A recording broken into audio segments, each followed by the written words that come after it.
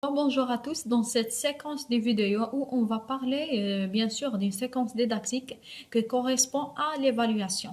Donc l'évaluation, soit l'évaluation de l'apprenant ou l'évaluation de l'enseignant. Donc tout d'abord, on va commencer par la définition de ce mot évaluation. Donc l'évaluation, c'est un énoncé sommaire sur les résultats, le niveau, la réussite. Bien sûr, les résultats de l'apprenant, le niveau de réussite de l'apprenant et le niveau d'acquisition de compétences.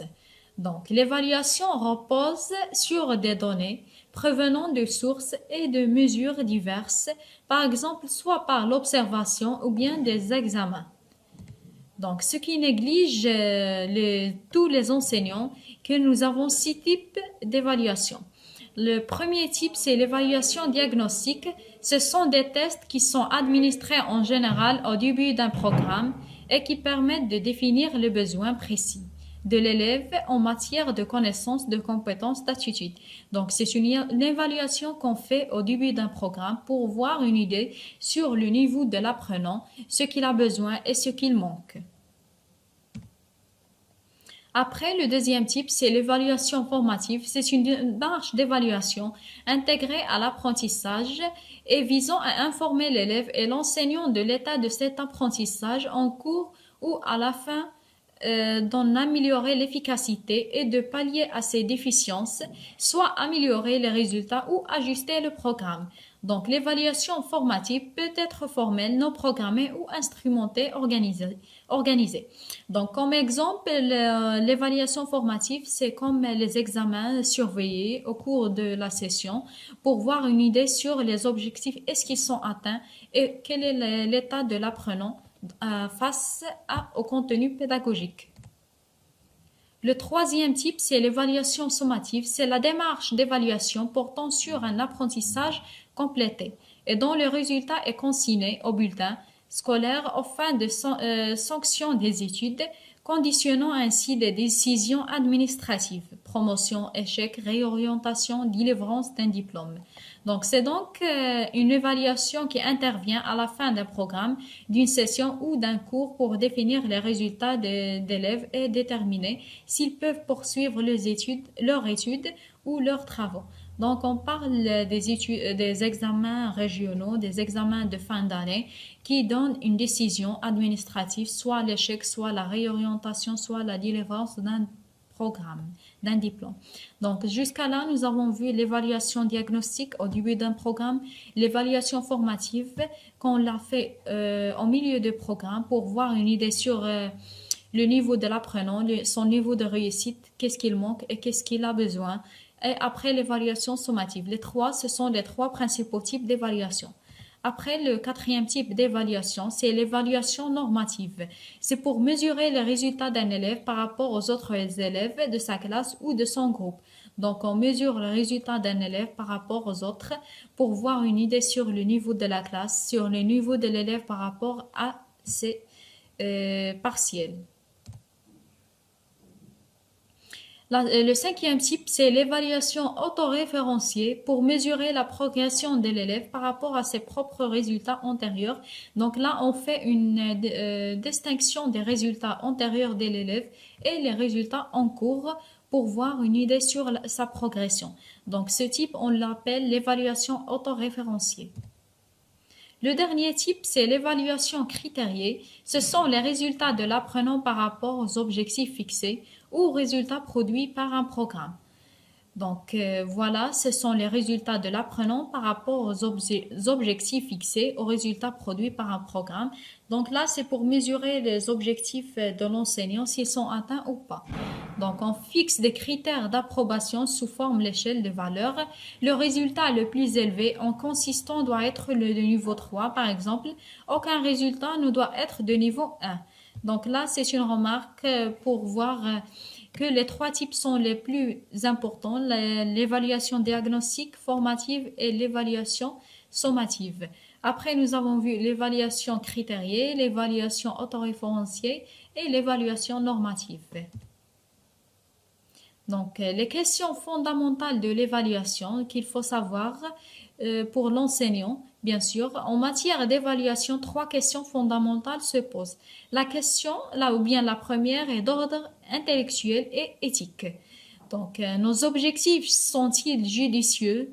Quels sont les objectifs d'apprentissage que nous tenons d'atteindre? Dans quel ordre de priorité se classent-ils?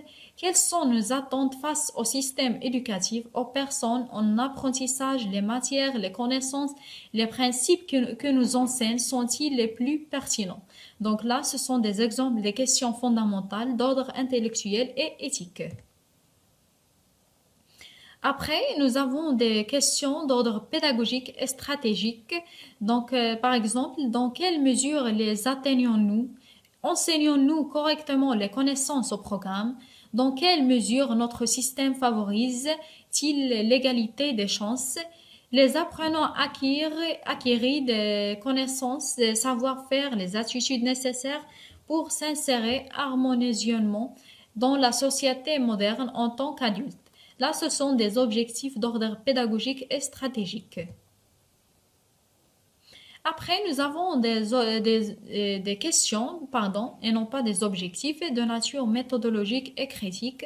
Comment répondre aux deux questions précédentes, c'est-à-dire euh, pédagogique et intellectuelle. Donc, comme exemple de ces questions, nous avons quels moyens et quelles stratégies devons-nous mettre en œuvre pour répondre à ces questions? Quelles sont les données dont nous avons besoin et comment nous les procurer? Donc, nos méthodes d'évaluation des apprentissages induisent-ils des historisions dans l'élément que nous cherchons précisément à mesurer? Analysons-nous correctement les résultats de nos évaluations? Donc voilà, après avoir vu les questions d'ordre intellectuel, éthique et d'ordre pédagogique et stratégique, là ce sont des questions d'ordre méthodologique et critique. Les niveaux d'évaluation. Donc voilà, le premier niveau, c'est les programmes et les méthodes.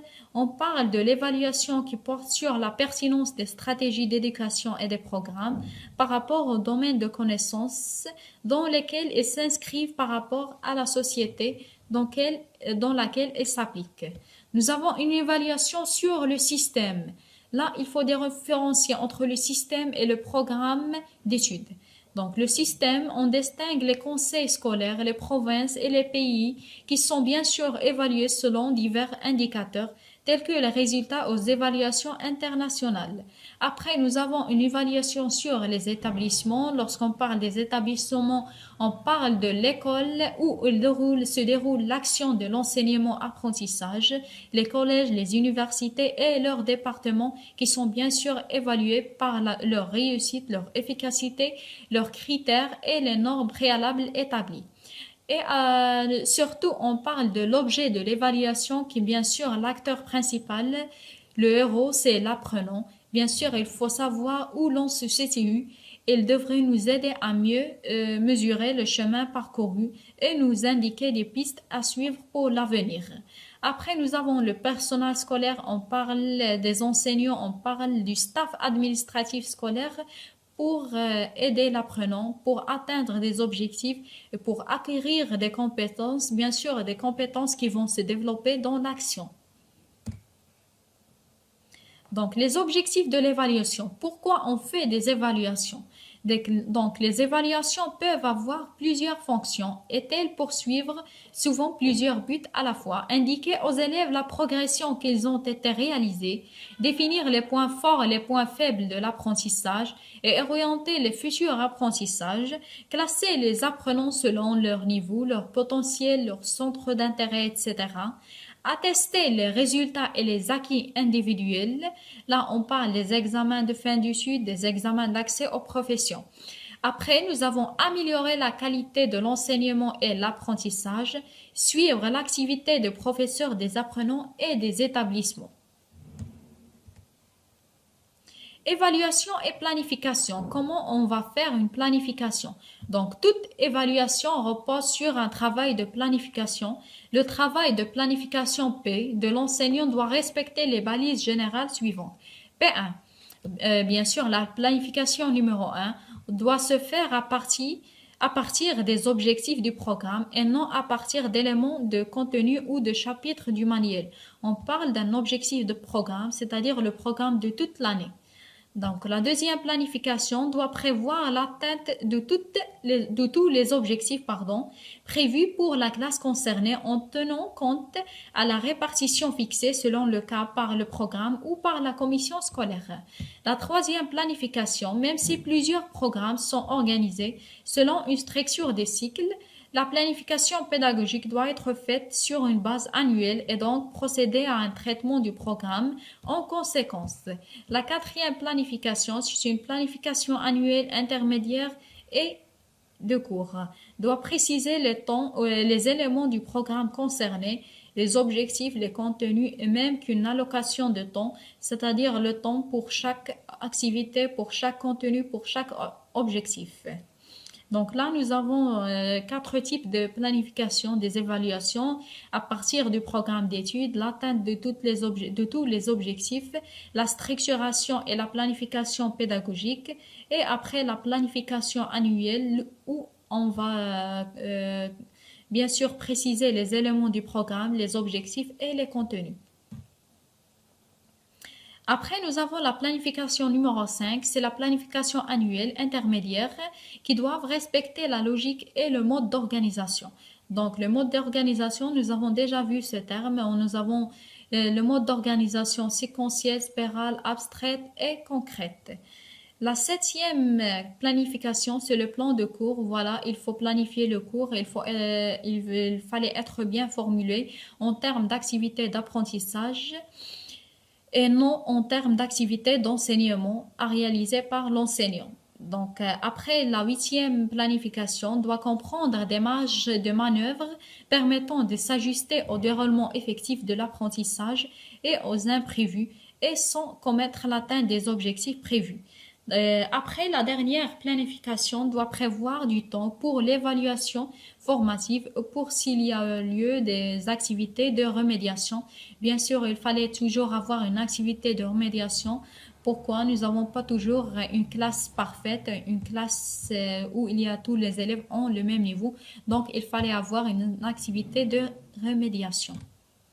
Donc, voilà comme proposition d'une grille d'évaluation qui se compose de 6 colonnes, le numéro de l'activité, bien sûr, les niveaux d'études, bien sûr, les niveaux d'études des élèves. Par exemple, là, nous avons de deuxième année du CP, l'exercice, bien sûr, l'exercice 1 d'une telle évaluation, bien sûr, un contrôle par exemple continu. Après des éléments de réponse, par exemple, nous avons proposé dans cet exercice, bien sûr l'exercice numéro 1, la conjugaison du verbe avoir au présent de l'indicatif. Voilà des éléments de réponse. La note de cet exercice 5 points et la gestion du temps 5 minutes. Bien sûr, la gestion du temps se fait par une formule. Le temps est mis par l'enseignant pour résoudre un exercice x 5 égale le temps de l'élève. Donc voilà tout ce qui concerne la séquence de l'évaluation, soit par l'apprenant, soit par l'enseignant. Donc voilà, nous avons terminé pour cette séquence ou bien pour cette unité, l'approche par objectif. Donc après cette vidéo, on va commencer l'approche par compétence. Merci à tous et à bientôt.